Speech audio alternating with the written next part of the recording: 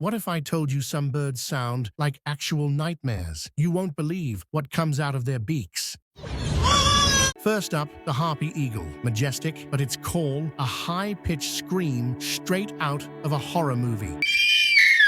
But this one is even creepier. The lyrebird can copy any sound, from camera shutters to chainsaws. Imagine hearing that alone in the woods. And then there's the screaming peaher, which, literally screams. It's one of the loudest birds on Earth. But wait, there's one more bird that sounds like it's from another dimension. Meet the shoebill stork. It doesn't sing, it claps its beak like a machine gun. If you hear this in the wild, run.